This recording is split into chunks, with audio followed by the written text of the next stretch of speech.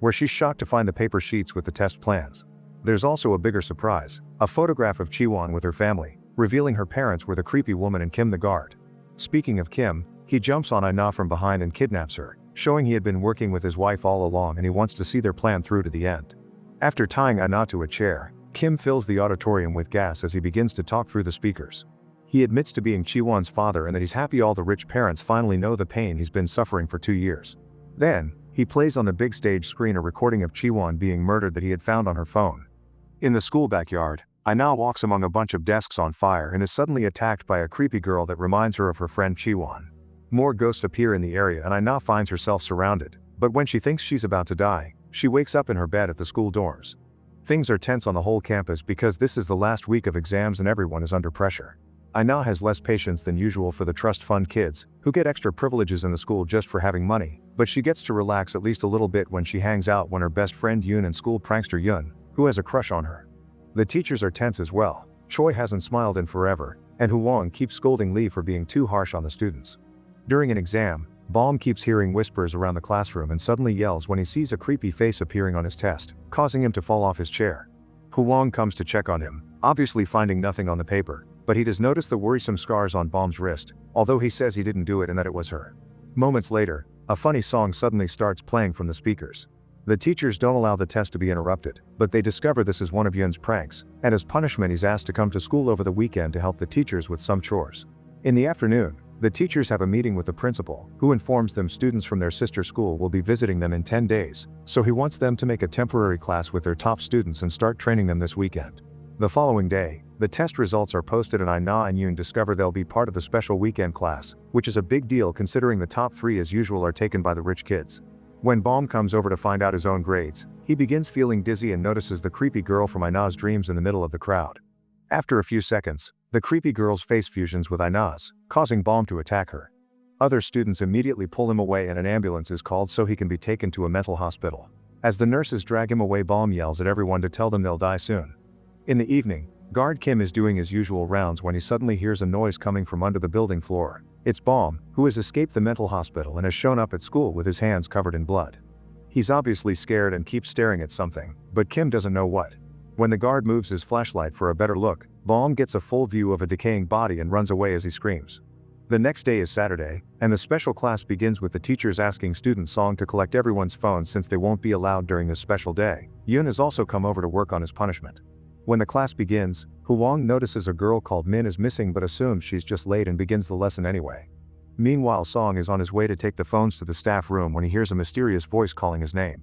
He follows the voice to the bathroom where he's shocked to be suddenly attacked by an unseen force that heavily wounds him before dragging him by the ankle under a stall door and then into the ceiling. Back in the classroom, Choi begins her lesson by playing an educational video that gets abruptly interrupted by a terrifying sight. Min is trapped inside a glass container that has an equation written on its side.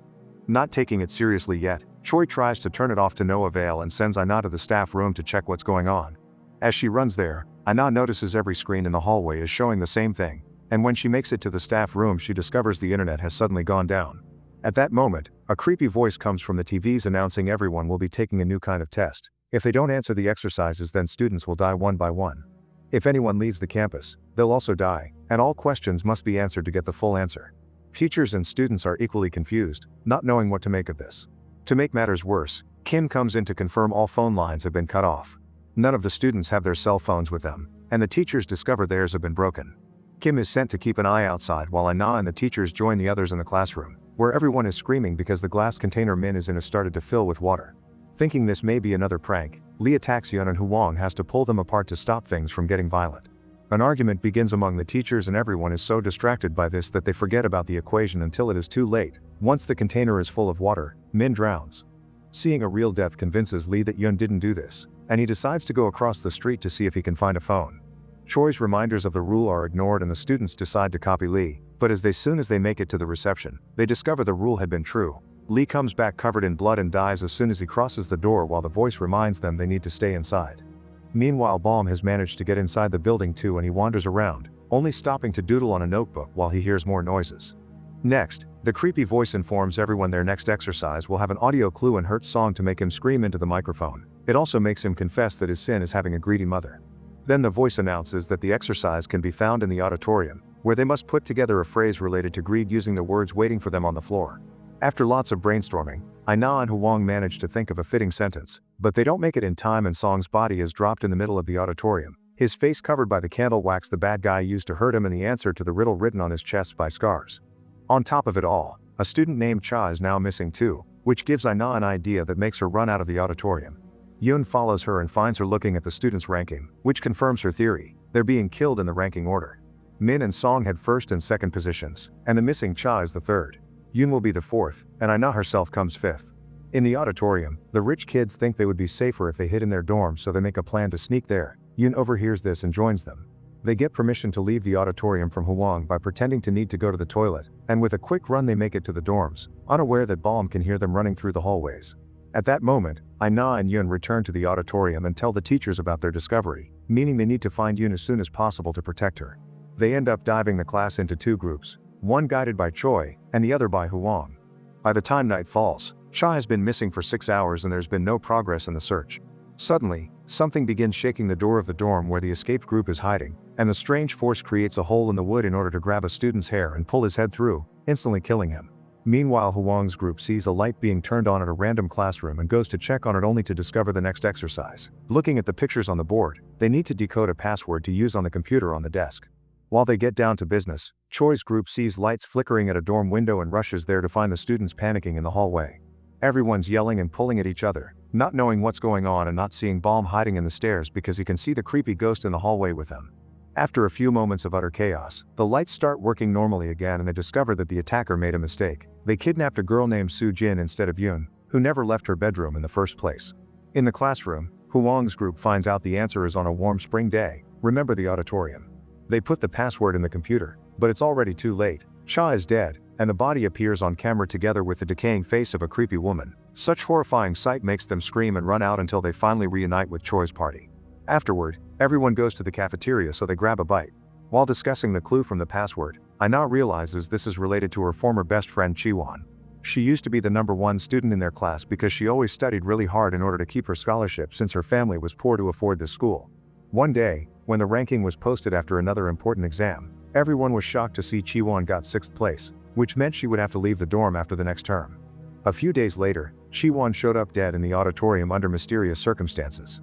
The students in the cafeteria begin to wonder if Chiwon's ghost is doing this to them, causing a clearly uncomfortable Huang to drop the subject because ghosts don't exist. After Kim comes to join them for dinner too, a melody starts playing somewhere in the building announcing the next test. Huang decides he's had enough and goes looking for the murderer while Choi, Aina, and Yun follow the song to the staff room, where a puzzle awaits them in the form of an anagram. To solve it, they must put the pictures together to recreate a photograph of the school. While Su Jin is also heavily wounded by the attacker before she's put inside a washing machine, Yun retrieves a matching picture from the reception to use as a guide during the solving of the puzzle. The plan works and the answer is revealed to be "I know who killed me, my anger will endure, face the truth." Meanwhile, Huang keeps hearing weird noises outside and seeing shadows in the corner of his eyes.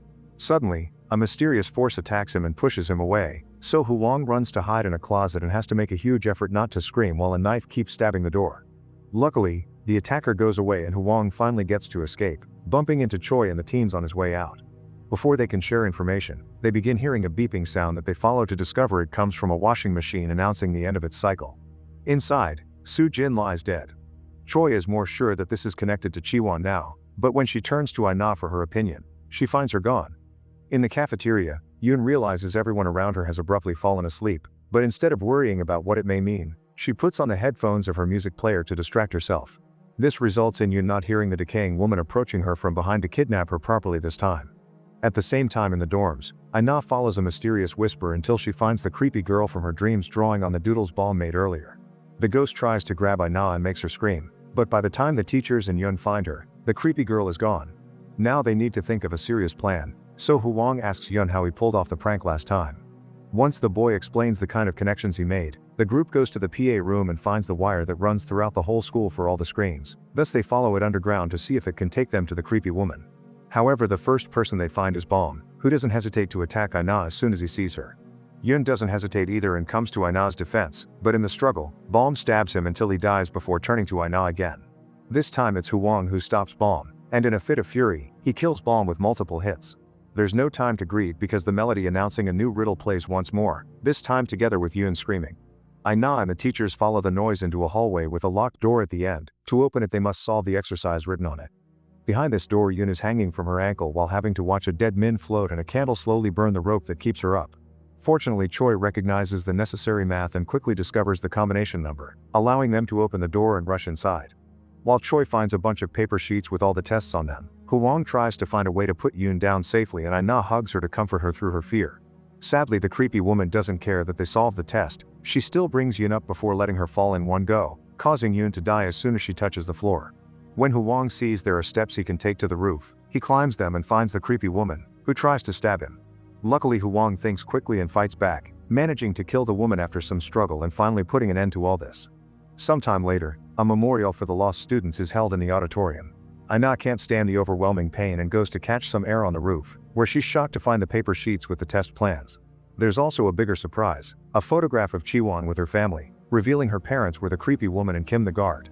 Speaking of Kim, he jumps on Aina from behind and kidnaps her, showing he had been working with his wife all along and he wants to see their plan through to the end. After tying Aina to a chair, Kim fills the auditorium with gas as he begins to talk through the speakers. He admits to being Chiwon's father and that he's happy all the rich parents finally know the pain he's been suffering for 2 years. Then, he plays on the big stage screen a recording of Chiwon being murdered that he had found on her phone. He also asks the murderer to reveal himself. While everyone in the auditorium panics about possibly being in the company of a murderer, it is revealed that the person that killed Chiwon had been Huang. It turns out Huang was paid by the rich parents to give their kids better grades, and that was the only reason Chiwon had gotten 6th place. She confronted Huang to ask him to make things right or she would go to the principal, thus Huang reacted by killing her. All this had been seen by Baum, who watched instead of helping, and that's why since then he imagined Chiwon followed him everywhere. In the auditorium, Huang finds himself cornered and goes crazy, grabbing the emergency axe from the wall and threatening anyone that comes close. Before he can hurt anybody though, Kim shows up and gets his revenge by taking the axe from Huang and killing him slowly with it, ignoring the teacher's apology. Kim's flashbacks reveal he had killed the original guard so he could take the job, meaning he's been planning this since Chiwon's death 2 years ago. Seeing as Kim is there, Choi runs out of the auditorium and rescues Aina. A few weeks later, Aina checks on the student ranking and is pleased to see she's won 1st place. But as she turns around, her face and Chiwon's become one, implying she may have been possessed all along and that's why Baum kept attacking her.